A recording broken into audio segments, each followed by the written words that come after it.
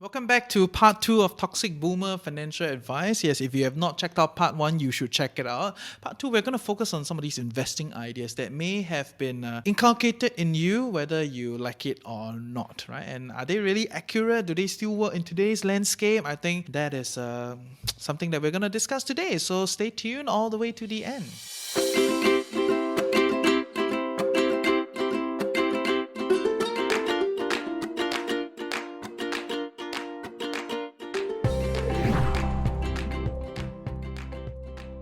Today, we are going to focus on the other big part of personal finance, and that is investing. If you have not checked out last week's episode, I am going to do a quick recap of this idea of context. Where you come from, what your beliefs, on very, very big level, is determined by your experiences, what happened to you, your ideas, your ideals, your worldview. They all come from where you grew up, the context that you were in, and all the things that you've experienced. I'm not out here to fan some boomer hate, as with how they fan millennial hate. I am very annoyed when they do that. Stop it. Get some help. So I'm not going to do that. When boomers say millennials are very entitled, the underlying belief is that millennials are different from them. And if you turn that around, isn't that them being entitled by trying to hold on to their beliefs? I'm just gonna come from the view that some of these things that they have shared, great, good time for them, but may or may not work for us, especially in the investment landscape. Because as you know, the investment landscape has changed over time, right? US is a dominant currency today. I don't know if you recognize the euro is a very young currency. It's only 20, 30 years. It's not that old. Okay, so and Russia, in their time, when they were kids, Russia was probably still a big thing. It's not like the world has always been like that. Low interest rate, US dominated currency, everything extremely financialized.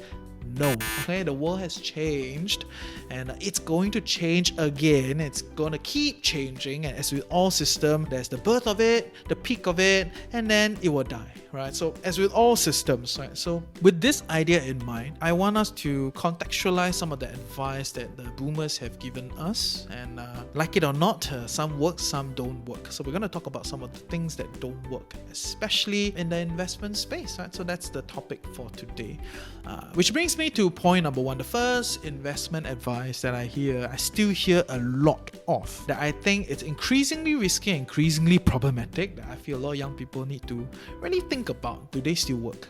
That is, once you make money, faster buy property. Sure, make money one. Sure, you've heard this. I am sure. Just buy property, faster buy. It should keep going up one. Sure. The reality is, what underpins the property market? Do you know? Most people don't talk about it. And what underpins the property market is two things, right? One thing is density growth in population, right? So the population keep growing and increase in density. So fundamentally, when there's more people, the more people to house, more demand for property. Number 2 is a capital accumulation, right? So capital density and essentially human density underpins property prices, right? A lot of people come in, a lot of money slushing around, that will bring property prices higher. Okay, this is rules of the game. Okay, it doesn't change. These are rules of the game.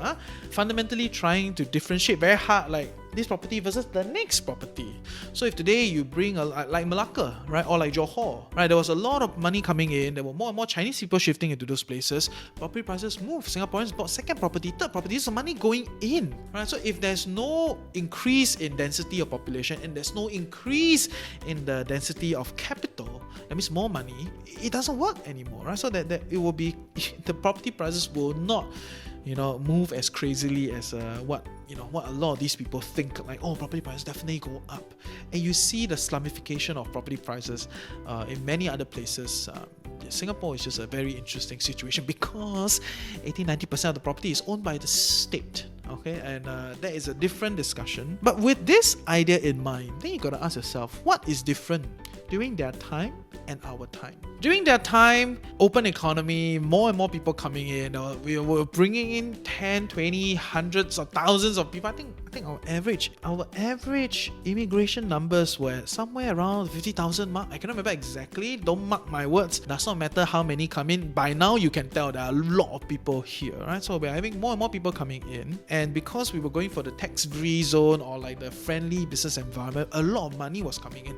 Every year we try to report, oh, we closed 100,000 foreign investment, 100 billion foreign investment, blah blah blah. How many billion? Okay, you just need to recognize that over the 20, 30, 50 years, more and more people coming in, and there was more and more money coming in. But we have reached a point where money has other places to go now. Okay, there are more and more other places that they can go, and they are moving around, right? And you can see it. And there's also lesser and lesser people coming in because the people now feel that it's very tight, it's getting very, very squeezy.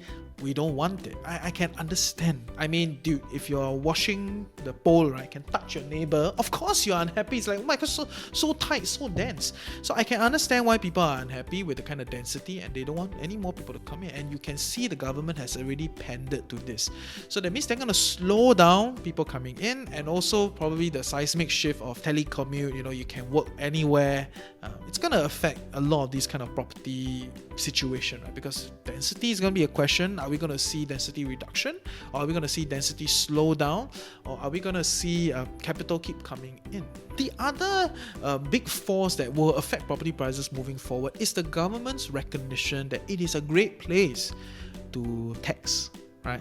So I actually agree with the governance when they talk about it's easier to tax flow than tax wealth. Well, essentially, when you spend, it's easier for me to tax you when you spend than when your money is kind of stagnant somewhere hidden behind multiple structures and I don't know who to tax, how to tax. Okay? But there's this one other thing that is wealth, and it's very easy to tax, and that's property, because that thing is in your name, right? That thing is there, it's very clear. It's not hidden anywhere else. It's in the strata. Pretty much everybody knows that you own this property, or if I want to govern this thing. So they have found that way and are starting to tax more and more, right? Cooling measures, transaction, ABSD, increase in property tax. All these are trying to siphon wealth from properties. And when that happens, you may very likely see property prices start to move in terms of capital appreciation. Property prices, in terms of their yield, start to move closer to a junk bond. Okay, which is like 8%, 6%. Right, so I think that is where I want all of us to think about. Right? When you make money, is it really just buying a property is best? And people tell me, oh, I feel safe. There's this thing here, which I get it. I'm not discounting why you feel that way, but what is your goal? Is your goal to feel safe and have a thing, or is your goal trying to invest and make money? If your goal is trying to invest and make money, then I'm not sure if there's a thing really matters, right? So, but yeah, this is complicated. We can keep talking about this as we move along. But I want all of us to recognize that the property landscape is changing a lot, and it may not be the case anymore. Doesn't mean you buy property definitely make money, right? If mortgages move up, now it's at 1 point something, but if it moves up, right? If it moves up, it's gonna eat directly into your capital appreciation. And what about your CPF accrued interest that goes back? You should be happy that you pay accrued interest. There's one scenario where you don't need to pay accrued interest, and that is if your property never make money. Is that what you want? No, right? So that's a different discussion, but you get the idea, right? Property is not the end all be all, and I think it's a very milky space in terms of the advice and the content there, right? Everybody make it sound like, wow, buy property sure make money. It's not the case. Try to understand what works, okay? Which brings me to point number 2, and that is the stock market is dangerous. Stay out of it. Okay, let's understand a little bit that there was a period of time called the financial crisis, the Asian financial crisis, when a lot of Asian economies struggled. Of course, there's a dispute as to what caused that thing, and I don't want to go there, but I just know that a lot of people lost their homes, lost their businesses, lost their properties, their investment, lost a lot of money in the markets. I get it why people are very afraid and annoyed. And I want to introduce you to this idea called transgenerational trauma, which is this idea where you fear something, but you don't know why you fear this thing. Like one simple example, Johor. Very, very, very unsafe. Johor very unsafe. Cannot go. You must be careful. Don't walk on the streets. Watch out for people. Johor very unsafe. Ask yourself, ask your friends, have anybody gotten into any trouble in Johor? this is a classic situation of transgenerational trauma. There was a period of time when Johor, even Singapore, was quite messy, right? There were a lot of gangs, there were a lot of guns, drugs moving around. Under such a scenario, these people grew up, right? So our grandparents, they grew up in such an environment, so they have this idea that Johor is very scary, right? Then they keep propagating. They tell everyone, Johor 很危险啊，你要小心啊, be careful ah, don't anyhow ah, right? You must agak agak. It's like so a lot of these things then move down the next generation, then moves down the next generation. Transgenerational trauma, where there's some sort of fear that harbors within your head, but you have no direct experience that actually makes this fear stand. And then the next step is to try to ask, is this fear still valid under today's context? Then we bring back into the context of stock market is dangerous, stay out of it. This is essentially the Asian financial crisis still lingering in people's head. They're very afraid, and a lot of people do treat the stock market like a casino. Have you not heard all the old people when they talk, 哇，我跟你讲，买这个一定上哦。Like, so there's a lot of casino mentality, which is the gambling mentality. There's a lot of this trauma that's going around, and there's also a lot of lack of understanding of what is the function of the stock market, right? Like what is it here for, and who is participating? What are you really doing? And that's the problem that exists, right? That governs something like that. It doesn't help that there was a period of time. I'm not sure if they still have it. I think today a lot of people use more real money trading or real money investing. There was a period of time when margin trading was a thing, and it was everywhere. You buy today, 4 days later, then you pay. From day 0 to day 4, if it goes up, if it comes down, you can make the profit. You don't even need to take out capital, or you make the loss. Right? So there were a lot of these things that exist, previously, and recognizing that there were a lot of these other things that exist. People lost money in the market.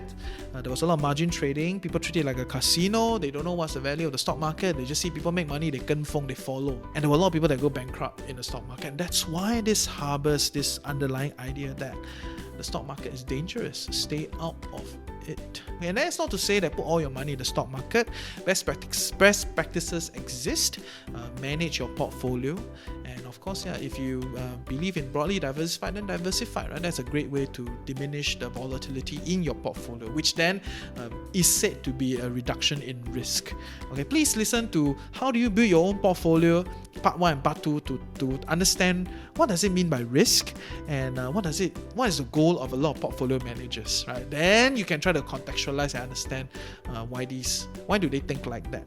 Okay, which then brings me to point number 3. This one very scary, very scary also. Okay, point number 3 is you are my retirement plan. I invest in you, so you should give it back to me. Please, I hope this ends in our generation. Stop looking at your kids like a golden ticket. I can understand why people do that, because when you are struggling, you will want to see everything as a golden ticket. I can understand. But the pain and the trauma that a lot of parents put their kids through just to try to be a golden ticket is very real, and they do see it as an investment. And I've also talked about why you should not see yourself as an investment, right? You are human, because when people think of investing, right, the word investing underpins the idea of input and output differential profit.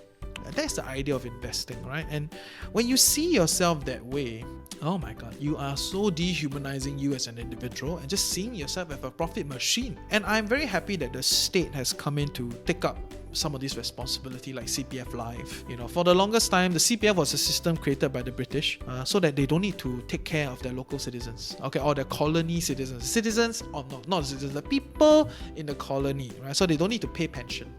But of course, eventually it reached a point where CPF itself created this thing called CPF Life, which is a risk-sharing mechanism to try to be more participatory in the retirement of its people, which is great. I want to see expansion of this thing.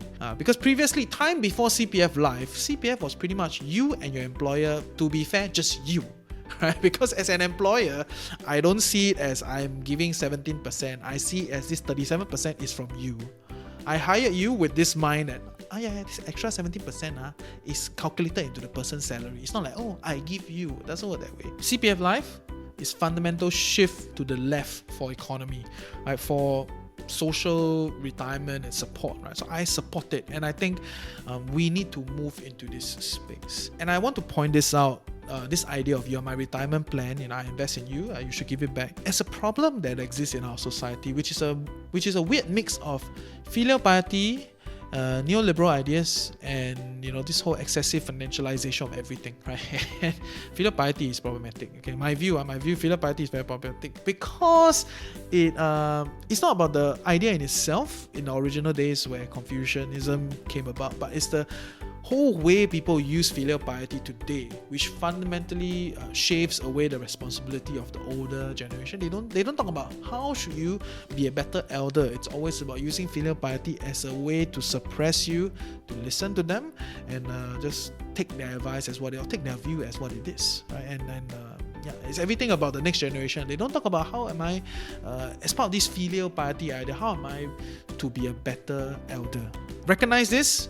Retirement plan is a retirement plan. Kids are kids. Please do not put them together. And I think most of you listening in recognize this, but also recognize that we are a sandwich generation. We are stuck in between. So what you probably could do is to rally unions, to rally for more leftist ideas of like CPF Life, expanding retirement support, unemployment insurance. I think there are a lot of things that you can do more and participate in to secure your retirement, and not just keep everything within this sacred family unit, which honestly is not the smartest way. Okay, and Singapore has all the land, by the way, if you guys didn't know. Okay, the Singapore government has a Land Acquisition Act which allows it to buy back from anyone if they want to.